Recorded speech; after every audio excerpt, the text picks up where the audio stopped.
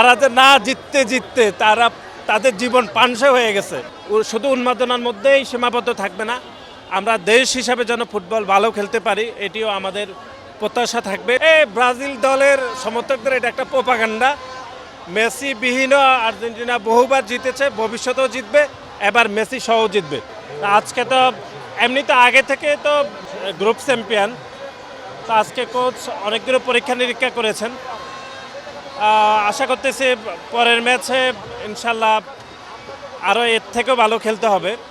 Argentina কি জয় পেতে পেতে অনেকটা ক্লান্ত হয়ে গেছে কিনা? না, এরকম ক্লান্ত হলেও চলবে না। আমাদের তো টার্গেট হচ্ছে একদম ফাইনাল খেলা এবং ফাইনাল খেলে বিশ্বকাপ জয়লাভ করা।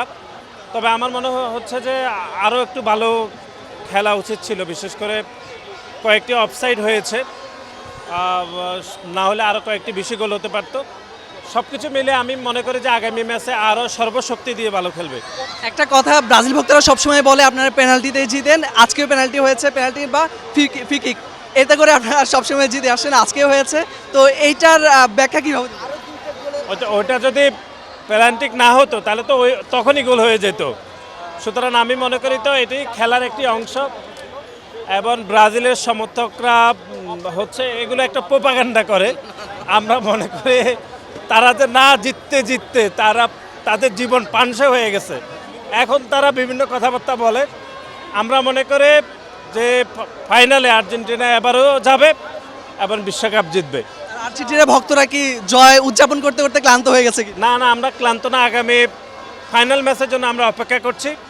আশা করতেছি যে ফাইনালে ইনশাল্লাহ যেই প্রতিপক্ষ হোক না কেন এবারও বিশ্বকাপ মেসির হাতে উঠবেন। পিএসসির যে উন্মাদনা, এটা কিভাবে উপভোগ করেন, কেমন? এটি আসলে ভিন্ন এক ধরনের প্রেক্ষাপট। আমি মনে করি দক্ষিণ এশিয়ার দেশগুলোতে এমনিতে ফুটবল উন্মাদনা একটু বেশি।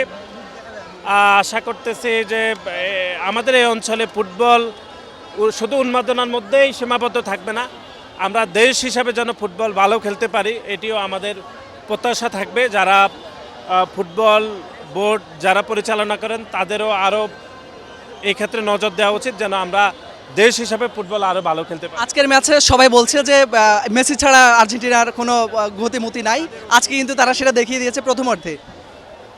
প্রথমত হচ্ছে এর আগেও বলেছি মেসি তো থাকবেই আমাদের, কারণ মেসি তো আর্জেন্টিনার দলেরই অংশ, সুতরাং মেসি থাকবে না কেন? আর মেসি ছাড়াও তো 2 গোল দিয়েছে। আশা করতেছি অতীত মেসি ছাড়া খেলেছে, ভালো খেলেছে, এবং মেসি সহ এবার আমরা ইনশাল্লাহ বিশ্বকাপ জিতব। সুতরাং মেসি ছাড়া আর্জেন্টিনার কোনো পাত্তা নাই, এই কথাইটা আসলে বিভ্রান্তিকর। মেসি তো আমাদের দলেরই অংশ, মেসি তো থাকতেই হবে দলের। এই যে মেসি নামার পর স্পিড আরো বেড়ে গেছে কিনা? একটু বেড়েছে, কিন্তু আমি আরও প্রত্যাশা করেছিলাম যে আর একটু বাড়বে, তো সেটা একটু কম হয়েছে। আশা করতেছি পরের ম্যাচে ভালো খেলে আরও ভালোভাবে জিতবে। ব্রাজিল দলের সমর্থকদের এটা একটা প্রোপাগান্ডা। মেসি বিহীন আর্জেন্টিনা বহুবার জিতেছে, ভবিষ্যতেও জিতবে, এবার মেসি সহ জিতবে।